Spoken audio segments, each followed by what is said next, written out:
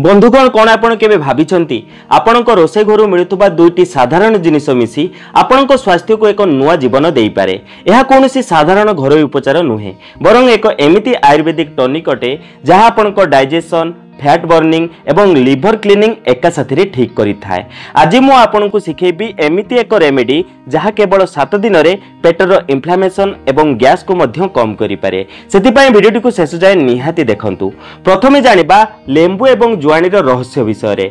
लेंबू vitamin C citric acid एवं बहुत सारा एंटीऑक्सीडेंट रे भरपूर होई थाए। यह लिवर को सफा करि थाए, ब्लड को डिटॉक्स करि थाए एवं आपनक शरीर रो प्रत्येक सेल्स को एनर्जी देई थाए। सेमिति आयुर्वेद अनुसार जुआनी अग्नि भली पेटर आवर्जना को जळई थाए। एथिरे मौजूद थाइमल आपनक पेटर एसिड को संतुलित करि थाए, गैस एसिडिटी एवं इंडाइजेशन भली समस्या को तुरंत शेष करि थाए।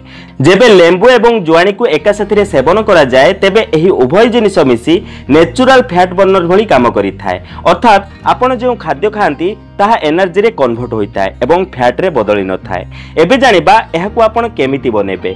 प्रथमे 1 चमच जुआनी को 1 ग्लास पानी रे मिसई राति सारा भेदिया पई छाडी दियंतु। सकाळु उठी एही पानी को गैस रे बसई बॉयल करंतु। एहाकू सेते पर्यंत बॉयल करंतु जेमिति पानी फुटी फुटी अधा होई जिवो। तापरे आपण एहाकू छाणी अल्प ठंडा हेबा पई छाडी दियंतु। एबे आपण एथिरे फाळे लेंबू रस चिपुडी दियंतु। तापरे आपण चाहिले एथिरे 1 चमच महू मध्ये मिसई परिबे। एबे आपणकर लेमन अजवाइन डिटॉक्स ड्रिंक बनी प्रस्तुत। एही ड्रिंक को सकाळु खाली पेटरे सेवन करंतु। कम रु कम 7 दिन पर्यंत कंटिन्यू आपण एहार सेवन करंतु। जदि आपनक पेट बहुत ठंडा रहुथाय एवं गैस भली समस्या रहुथाय तेबे एहाकू उषुम उषुम सेवन करिबा आपनक पई बेस्ट होइथाय। एबे जानिबा 7 दिन रे आपनक एथरु कोन रिजल्ट मिलिथाय। प्रथमतः पेटर गैस ज्वलन एवं पेट फांपिबा भली समस्या को एहा शेष करिथाय। द्वितीय रे पेटर चर्बी एवं इन्फ्लामेशन को एहा शेष करिथाय। तृतीय रे शरीर को हल्का एवं एनर्जी बढ़ई थाए। चतुर्थ रे स्किन को सफा एवं चमकदार बनई थाए। पंचम एवं शेष रे भोक को कंट्रोल एवं ओवर ईटिंग को कम करि थाए। एहार केवल 7 दिन सेवन करि देखंतु, देखिबे आपनको एथरु आश्चर्यकारी रिजल्ट देखिबा को मिलिबो। आयुर्वेद अनुसार लेंबू एवं जुआनी बात एवं कफनाशक होई थाए। एहा शरीर रु एसिड एवं टॉक्सिन्स को बाहर को काढी थाए एवं जठराग्नि बा डाइजेस्टिव फायर को बढ़ई थाए। जदि आपनको भोक कम लागु थाए, खाद्य भल से पाचन हेउ न थाए एवं पेट सर्वदा फुलिकी रहु थाए तेबे एही रेमेडी आपनक पई चमत्कारी अटे। एबे जानिबा एहर सेवन समय केउ लोकन को ध्यान रखिबा आवश्यक।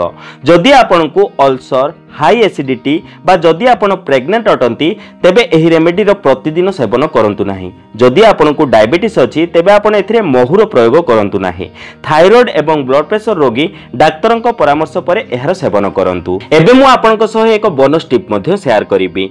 जदि आपनकर बारंबार नाक बंद हो जाउछि, ठंडा एवं काश भली समस्या लागि रहिछि तेबे जुआनी को पानी रे बॉयल करी सेथिरे प्रथमे बांफ नियंतु एवं तापरे आपण सेथिरे लेंबू रस मिसांतु। यह ठंडा काश एवं साइनस भली समस्या पाई मध्य बहुत लाभदायक अटे। तेबे बंधुगण केबे केबे बड़ परिवर्तन छोट जिनिस रु आसी थाए। गोटे लेंबू एवं 1 चमच जुआनी आपनको हेल्थ को भितरु रिसेट करि पारे। काली सकाळु एही रेमेडी रो आरंभ करंतु एवं निजे फरक देखिबा को पांतु। जदि आपनको एही वीडियोटी इन्फॉर्मेटिव लागि थाए तेबे आपनको परिवार एवं सांगंग सह एही वीडियोटी को निहाती शेयर करंतु, कारण गोटे छोटिया वीडियो कहार जीवन बदलाई पारे। वीडियो जदि पसंद आस्ते तेबे गोटे लाइक दियंतु, चैनल को जदि नुआ आछंती तेबे सब्सक्राइब करंतु एवं मन जदि कोनोसी प्रश्न अछि तेबे कमेंट करी निहाती जणांतु। तेबे बंधुगण आज पई एतिकी, पुणी देखा हबो को नूतन सुंदर अध्याय सह। धन्यवाद।